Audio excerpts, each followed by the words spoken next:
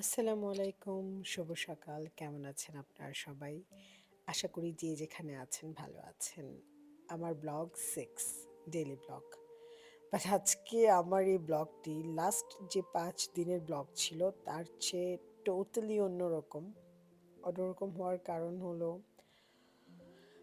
প্রচণ্ড পরিমাণের ব্যস্ততা, মানে ব্যস্তময় একটা দিন। অফিস যাব না। আমি আবার ঠিক করে নিয়েছিলাম একটু হিজাবটা, যেহেতু আমি আজকে পুরো এখানে লেবার ক্যাম্প বা ইন্ডাস্ট্রিয়াল এরিয়াতে যাব। প্রচণ্ড রকমের, মানে দুবাইয়ের তো লাক্সারি লাইফ আপনারা দেখেছেন। এর মধ্যে আমি বলেছিলাম যে আমার বাসায় কাজ চলছে, সো বাসারই কিছু জিনিস নেওয়ার জন্য মূলত আমি যাব আজকে। আমার কিছু লাইট আছে, সেই লাইটগুলো আমি এখানকার মার্কেটে অনেক বেশি প্রাইস, সো আমাকে একজন বলল আমি যদি ইন্ডাস্ট্রিয়াল এরিয়াতে যাই ওইখানে আমি একটা ভালো প্রাইসে পাবো। ওইখানেই আমি যাওয়ার উদ্দেশ্যে রওনা হয়ে একজন আমাকে বলল যে আমি যদি ওই জায়গায় যাই আমি পাবো। সো তাড়াহুড়া করে আসলে ওইখানে ড্রেস আপের একটা বিষয় থাকে, সো আই ফিল কমফোর্ট যে আমি আবায়া পরে যাব। এবং আমি আগেই বলেছি যে আমি যেখানে যেটা প্রয়োজন আমি ঠিক সেখানে সেই পোশাকটা পরতে পছন্দ করি, স্বাচ্ছন্দ্য বোধ করি। সো আমার কাছে মনে হয় যে এই জায়গার জন্য এটা পারফেক্ট ছিল এবং খুবই সিম্পল। মানে আমি তো, আমার মনে আছে আমি ঘুম থেকে উঠে কোনো রকম পানি টানি খেয়ে একটা ব্রেড নিয়ে আমি রওনা হয়ে যাই, কারণ আমার সারাদিনের কাজ।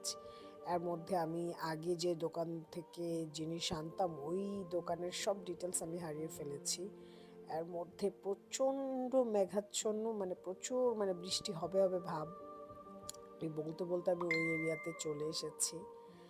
সবচেয়ে মজার ব্যাপার হলো এরিয়াটার মধ্যে পুরো বাংলাদেশের একটা ভাইব ছিল। প্রচুর বাঙালি লোকজন আছে, কোনো রুলস রেগুলেশন কিচ্ছু নাই আমি দেখছিলাম, কারণ আমরা তো নর্মালি দুবাইতে গাড়ি চালাতে অভ্যস্ত।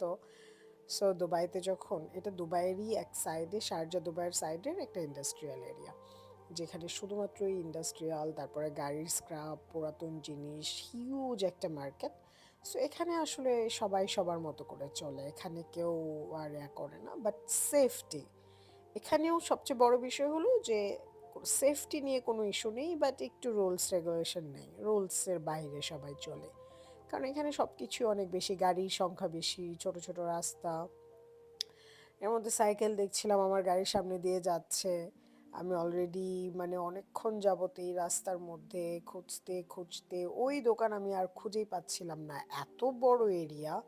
আমি লিটারালি শক যে আমার ওই দোকানটা কোথায়। আমি একটা লাইটের দোকান আগে থেকেই চিনতাম, সো আমি কোনোভাবেই ওই দোকান খুঁজে পাচ্ছিলাম না। প্রচণ্ড রকমের বিরক্ত লাগছিল।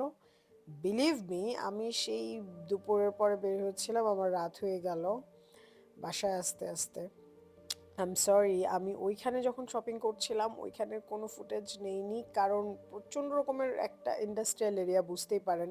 ওইখানে ফোন বের করে ভিডিও করব, ব্লগ করব, ওইরকম কোনো সিচুয়েশন আমার কাছে লাগেনি। এর মধ্যে একা একা আমি গিয়েছি, বাসায় অনেক লোকজন ছিল। তো আমার যিনি কাকাও আছেন, কাকাও আজকে বাসায় ছিলেন যেহেতু হলিডে।